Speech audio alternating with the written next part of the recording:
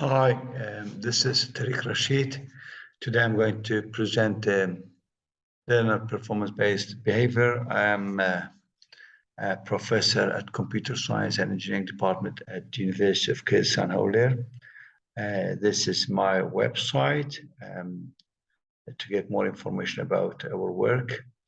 And that is, these are my contact addresses that you can contact me through them. Now, without further ado, I'm going to the algorithm to explain to you how the algorithm works, and at least I provide you with a case study so that you can implement the algorithm in an easy way with a good explanation. So the algorithm is a novel algorithm. It is called Learner Performance-Based Behavior Algorithm, or LPB, which was proposed for two purposes: single and multi-objective optimization problems. The algorithm, originally designed by Chnoor, Rahman, and myself, Tarik Rashid, in 2021.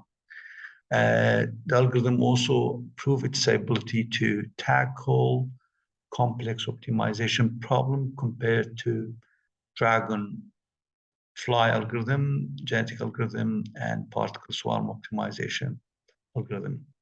So the algorithm performed well, successfully, and improved the results when it was applied on different real-world application problems and benchmark test functions.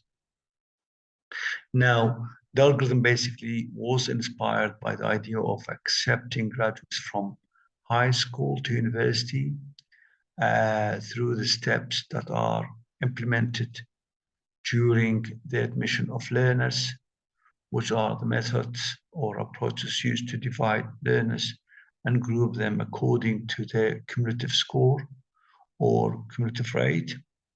In addition, these approaches are implemented to improve or enhance their behavior and level of performance of individuals after admission to the departments. Of course, students need to use new styles of learning or habits, because whatever they had learned in high school might not longer be applied at third level or university level. Now, in this algorithm, we're going to take a main sample from the range of data, and then we take a subgroup of the main sample, and based on that subgroup of that we had taken from the main sample will be divided into another subgroups, and then these subgroups, the individuals were taken from them. These are the best individuals that we have. There will be crossover with the sub-sample that were taken from them. So the idea is kind of, it looks like complicated, but at least I'm going to give you a case study so that you can apply it, and the idea will be more clearer as we go along in the next few slides. So the LPB was designed for single objective purpose to tackle optimization problem, and also for multi-objective optimization problems. And also the algorithm has been tested against different benchmark and standard real-world applications. So the LPB basically evaluates against DA, PSO, GA, and in terms of multi-objective, it has been compared against the multi-objective dragonfly and multi-objective genetic algorithm second version.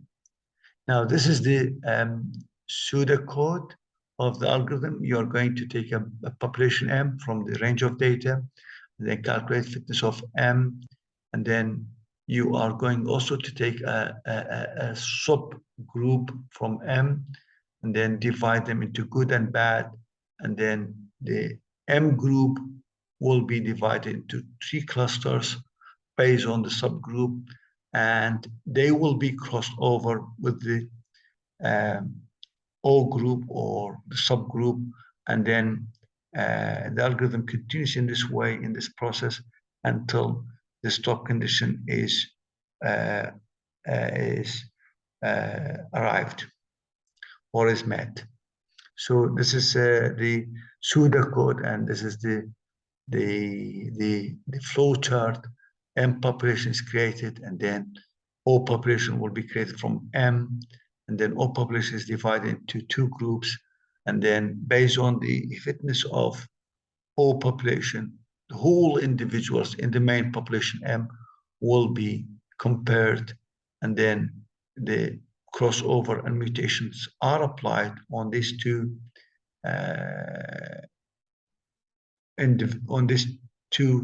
groups of individuals, and then until the termination condition is met, then the algorithm will continue. Now, this is the flowchart of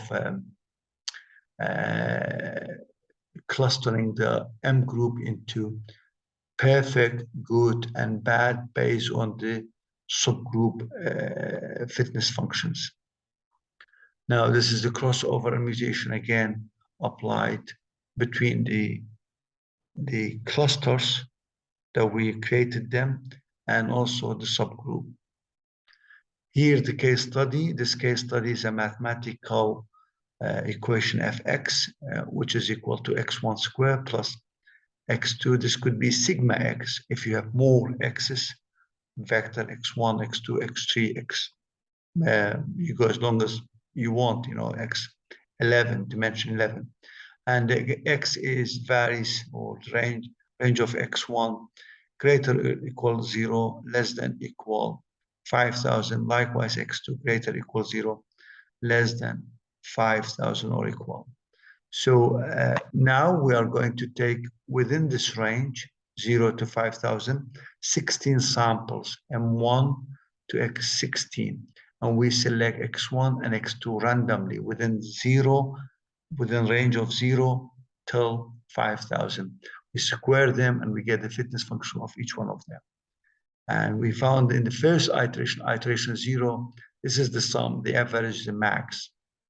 Okay, 4 million something, 16 million something, 32 million something, that's the max fitness. Now, next step, we're going to create a subgroup of M. We call it O. We take percentage of M actually here, either 25% or 50% or 75%. In this case, we took 0.5%, which is half of the M population, but randomly. So randomly, we took M11, M9, M8, M14, M16, M7, M10, and 5. And then we call them O1 to O8, new name for them. These are their fitness. The best ones are in good, and the bad ones are in bad. The best fitness function of all of them is 32 million and something. And the best fitness function of the bad ones is this one, which is 0.5. So we are going to go next step. We take each individual of the main population M, and we compare it with these two fitnesses, fitness values, okay? Now here M is going through them, and we have all the fitness, and we cluster M based on these two fitnesses. If it is greater than the best, it will be in the perfect. In this case, we don't have, because O was taken randomly. And if it is less than worse, will be in the bad. If it is less or equal the best, it will be in the good.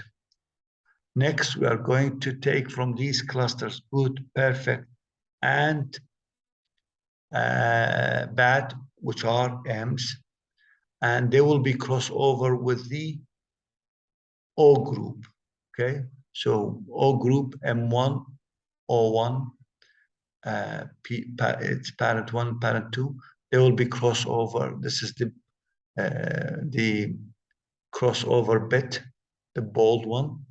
So this one will be crossover with this, and this one will be crossover with this, and you will have two kits. Likewise, M4, O2, parent 3, parent 4, they will be crossover. So this bit with that bit, and this bit with that bit. So now, by this way, we create 8 children.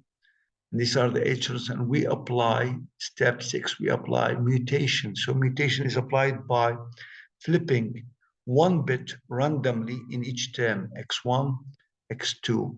So flipping 0 to 1, flipping 0 to 1. Likewise, randomly, this 0 will be 1, this 0 will be 1, and so on and so forth.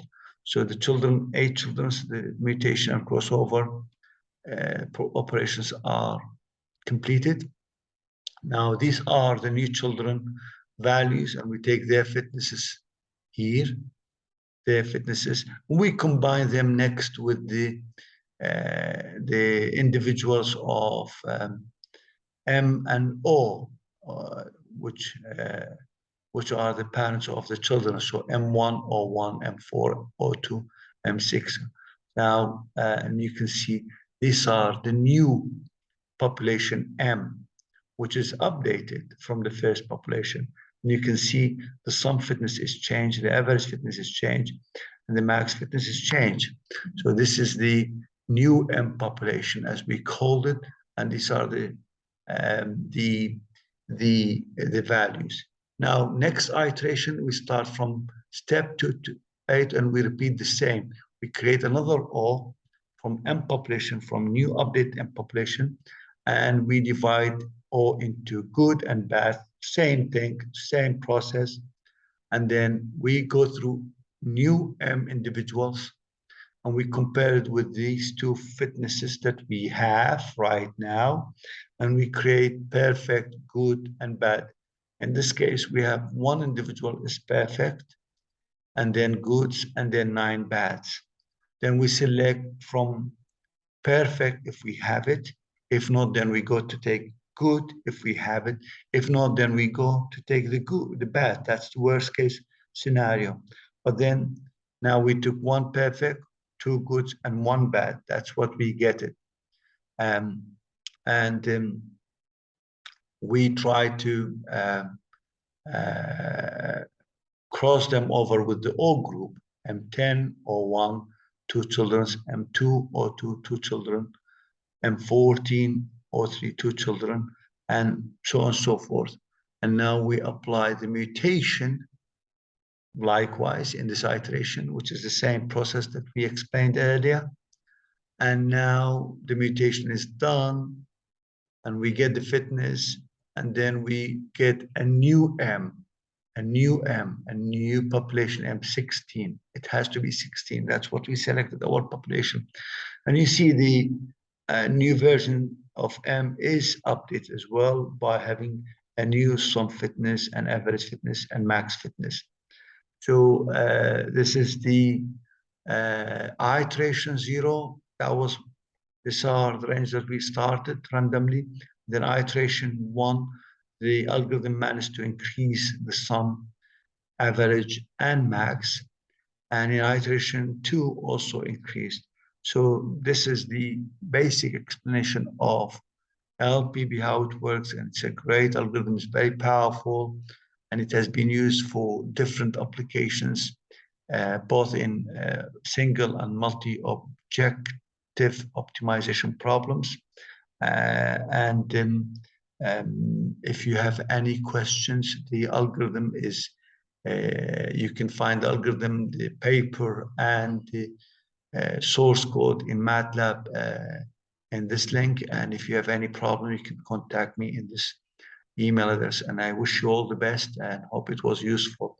In the next slides, I'm going to talk about the performance of LPB and how it was evaluated against competitive algorithms. Thank you very much, and God bless you. Thank you.